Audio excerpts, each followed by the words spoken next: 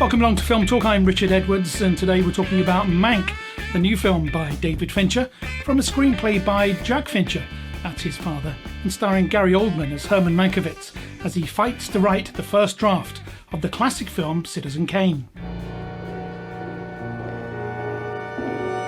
Mank, it's Orson Welles. Of course it is. I think it's time we talked.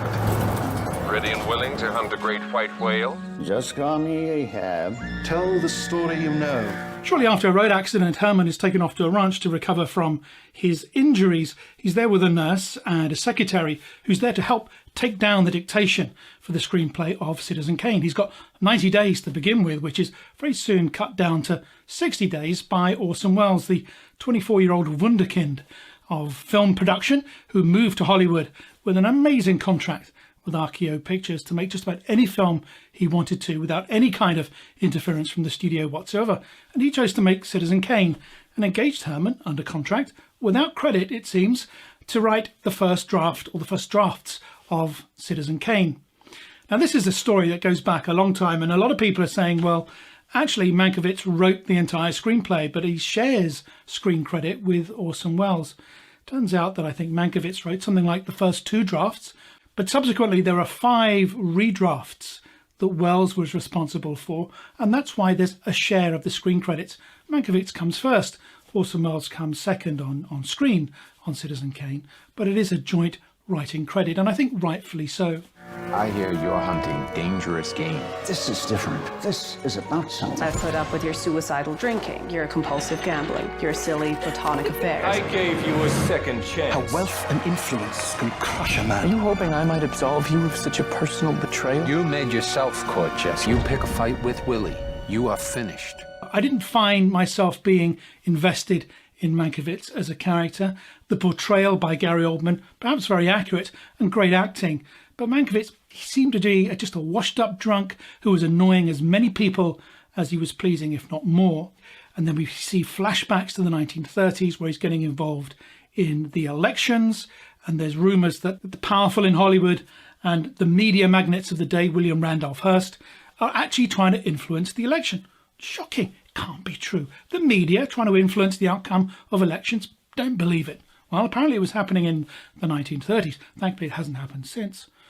Anyway, so we see all that story going on, and there's all these kind of flashbacks, and you think, well, that's really important, and I'm seeing a significant part of Hollywood history, but it kind of seems a little bit divorced from the writing of Citizen Kane. The film is beautifully shot and it's visually stunning, and as some of these scenes will show you, it really is a visual treat for created, such as you need to, old Hollywood in a really beautiful way. When you're visiting some of the old RKO lot and Paramount lot, well, a lot of those buildings are still there, and as you walk past the Paramount building, which is merged with RKO, which was next door originally, you can still see the globes up on the wall around the outside, which were part of the old RKO logo. So a lot of the original sets and locations are still there, and you can go back and recreate that image beautifully. But a lot of the film takes place in a ranch, out of town, in the middle of nowhere, where Herman is laid up, drinking himself away, trying to write that screenplay for Citizen Kane, and he does come up with the script. We see his brother Joseph turn up a few times as well, and Joe really does compliment him on it being the best thing that Herman's written in a long time, if not the best thing he's ever written completely. I've always been a big fan of Charles Dance. Whatever he's in, he puts in a strong performance. And here he is as William Randolph Hurst, the media mogul of the day. He was kind of like the Murdoch of the 30s and 40s. Hearst owned just about every major newspaper in the US. The power he had over Hollywood, over society, over industry was second to none. And he had a strong influence on Louis B. Mayer, played here by Arliss Howard. You really see that influence coming across in the way they tried to influence the elections of the 1930s, both Hollywood and the newspaper industry, trying to influence that outcome, particularly in California. But also the influence on the movie industry. And there's an influence here too on Herman Mankiewicz. Turns out that William Randolph Hurst, who was a big fan of Mankiewicz, was paying part of his salary. Louis B. Mayer, who was known to be a bit thrifty, was actually only paying part of Herman's salary. The balance was being subsidised by William Randolph Hurst. But here's Charles Dance. It's a great performance. And I think he and Amanda Seyfried are the two strongest performances in this film. I mean, Amanda, as you can see here, is absolutely stunning, as Marion Davis. Marion Davies was a big star in the 30s and 40s and a very accomplished actress, and meant to be the inspiration for the girlfriend for Charles Foster Kane in Citizen Kane, that awful actress who couldn't sing, and Kane was trying to put her on in a big performance, but actually she kept failing all the time as the laughing stock of the audiences. But Amanda really plays Marion beautifully here, and it's a very strong performance, as you can see. Tom Burke as Orson Welles. You only see him in snippets throughout the film. It's great scenery. They've recreated old Hollywood beautifully here, and I think you can, it's one of the things that's going to make it an award contender is that visual presentation, not just the cinematography, but the set design, the production design, the costumes, the hair, that kind of visual elements, all the visual elements combined beautifully to make it look an absolutely stunning film.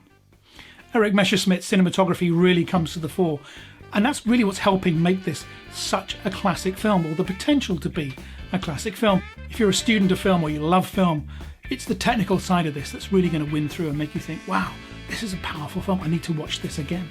And I think that's where it's going to win its awards. Perhaps in sound design, the music I thought was very good, very authentic of the period, but the visual creation, the editing, the packaging and presentation of the film is where it deserves to win the awards. Whether it does or not, we shall see. The screenplay for Mank was written by Jack Fincher, which is David Fincher's father, and they'd spent decades trying to get this film produced. Sadly, his father has since passed away. Netflix have stepped in, and the buying power and spending power of Netflix has come to the fore.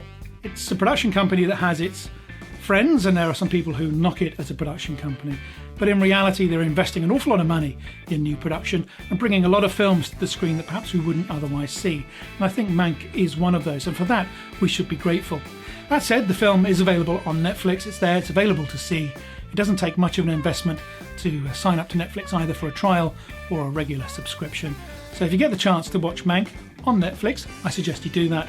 You'll enjoy it. It's an interesting film in many ways, but I suspect you won't be running back for a second view all too soon. It'd be great to know what you think, so do leave some comments down below. If you enjoyed the video, please subscribe to our channel, and don't forget to hit that little bell icon to get a notification every time we release a new video. Thanks for watching. See you next time.